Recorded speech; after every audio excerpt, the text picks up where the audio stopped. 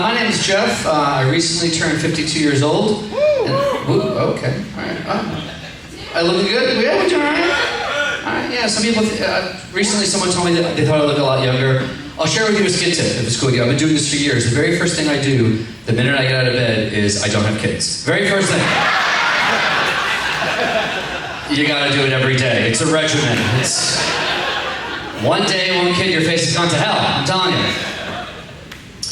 When you get to be 52, you start traveling with some pretty embarrassing stuff. I recently got caught at the airport by the TSA agent because in my bag, he found my apricot facial scrub. Yes, it was St. Ives, the patron saint of pimples, yes. And let me tell you something, as a man, the only thing more emasculating than traveling with apricot facial scrub is having another man take it away from you. Like, what do you think I'm gonna do, exfoliate the plant to death? Let me have my scrub. He's like, no, you can't have it. And I was begging him. He's like, sir, you're acting like a child. How old are you? I'm like, no, I'm 52. He's like, oh, you don't look 52. I'm like, because I use a scrub. Now I'm scrubless. 52.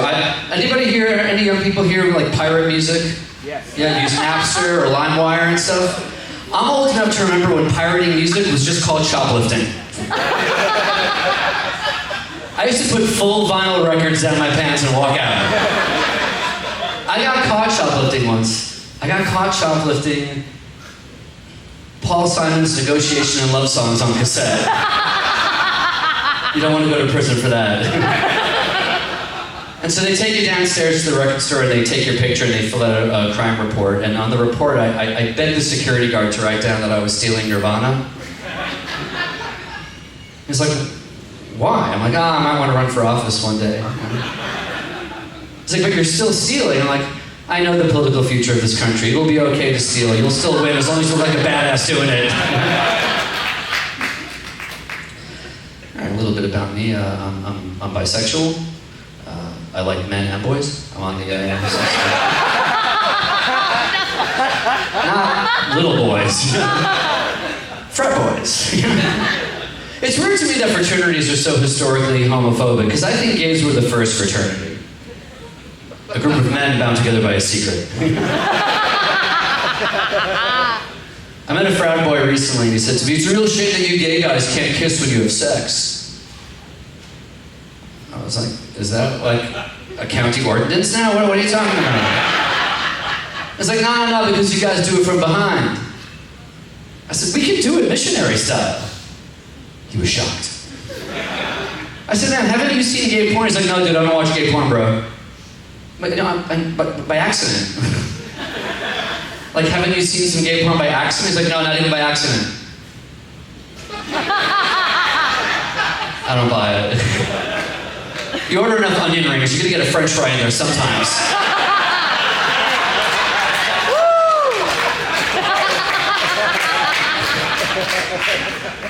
Yeah, I'm gay. I'm not into it. I kind of would rather be straight. My friends back home in New York are like, no, girl, you should own it and be you. And here in the South, people are like, yeah, we don't like it either. You should change. I got a lot of internalized homophobia. It's terrible. Like, if I'm on a dating app and I see somebody with like a gay pride flag in their house, I swipe left no. But really, any flag inside your house, I'm going to swipe left no. An American flag outside the house, totally cool. You bring that shit inside the house, that's a level of patriotism I can't get behind. I don't want to say the Pledge of Allegiance in your bedroom. It would be disrespectful. I'd be at half-mast. It would not be right. I just got back from Alaska. It was really beautiful. I went on a nature tour, and they said because of climate change and global warming, for the first time in history, polar bears are now mating with brown bears. Yeah, and they said this has never happened before, but I was like, white bears and brown bears have been mating in the gay community for a long time. We're ahead of the curve. I met a woman in Alaska who taught herself to play the cello from watching YouTube videos. Yeah, wow, exactly, because I've watched hundreds of hours of YouTube videos to try to teach myself how to fold a fitted sheet. And I could sooner fold a cello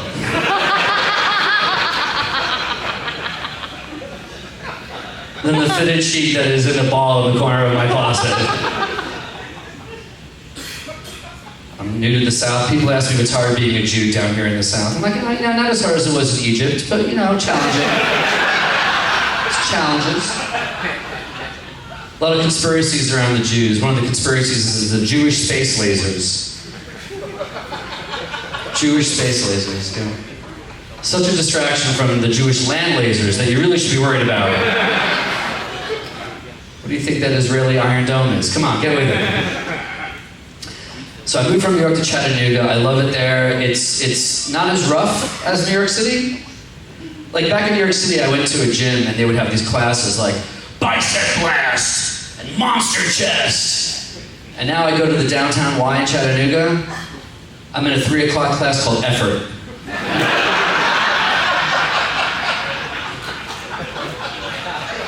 Followed by a 4 p.m. Just try.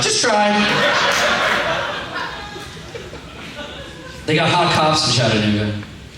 I got mixed feelings about the police, but I have very definitive feelings about hot people. They can make me do whatever they want.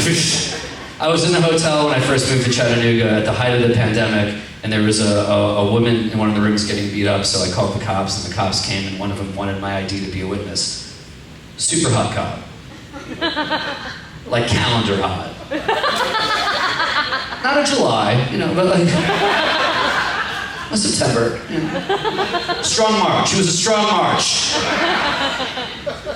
And he took my ID. He said, New York City, you're a long way from home. What brought you to Tennessee?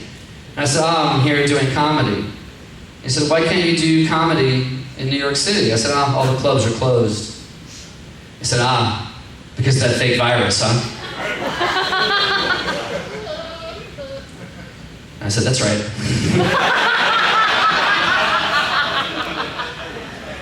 And he fist bumped me, and I've never felt more like a man in my life. And then I wondered to myself, is that all it took was 3 weeks in Chattanooga and now I'm anti-vax? Or if you're hot, can I get behind whatever you're selling? Like if he had a little bit more of a dimpled chin, I think I could be anti-abortion. I'm not sure. I don't know how tightly I hold my worldviews in the presence of the symmetrical. I don't know. Anybody here use Facebook or Instagram? I'm sure you guys do, right? You guys feel that the algorithm knows what you're thinking and feeling and doing and before you think and feel it? Yeah? I used to work at Facebook. Let me tell you, that's exactly what's happening. I get so many ads on Facebook asking me if I've been molested by the Boy Scouts. To be part of like a class action lawsuit. But like a lot of ads asking me if I've been molested by the Boy Scouts. To the point that I'm like, does Facebook know something I don't know? There isn't a day that goes by now that I don't stop and wonder, was I in the Boy Scouts? Were the Boy Scouts in me? What happened? Yeah, I used to work at Facebook. I used to work pretty closely with Mark Zuckerberg. One day he said to me, you have amazing solutions to problems I don't have. I was like, did you just fire me via a riddle? Do you want me to solve that and pack a box? What do you want, Mark? Here's what he said that to me about. I worked for 3 months to create an opposite button for Facebook. So that when you hit it, it would change your newsfeed to show you stories and articles that your friends who had the least ideologically in common were sharing. This was in 2012 when you could be friends with people you didn't agree with. It was a million years ago. And he said, why would you make something like this? And I said, well, the data we have shows that people are getting their information from fewer places, they're moving into smaller and smaller circles of influence, and eventually that can become pretty dangerous for society. Amazing solutions to problems he doesn't have. Honestly, it's really intimidating being in a room with a genius, which is how I guess he must have felt when I presented ideas to him. That's all I can imagine.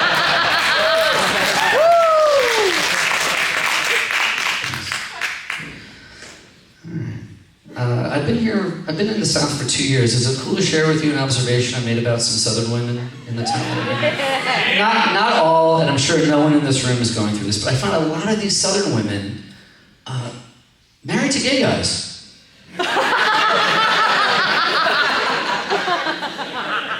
I'm like, oh no, Jeff, that guy's not gay, he's just Southern. No, he's on Grindr without a face pic. That's what's going on. They're like, Jeff, that guy can't be gay, he's married.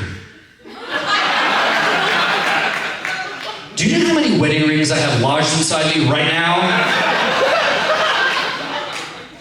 I shit gold. Like a proper Jew, you know? People bump into me on the street, I'm like, Sonic the Hedgehog, there's rings everywhere. Right, you guys are lovely, and I like you. I hope that you'll like me after this last story I share. Because I'm a good person. I was recently performing oral sex on somebody with a black penis. All of it was black. The whole thing was black. It wasn't like a white guy walking around with a black cock. Like a very woke centaur, you know? And in the middle of this, he says to me, you like that N-word dick? Yeah, but he said the whole word. So I just nodded. Which is kind of what I was doing already by sucking dick. I was a mid-nod when the question was posed.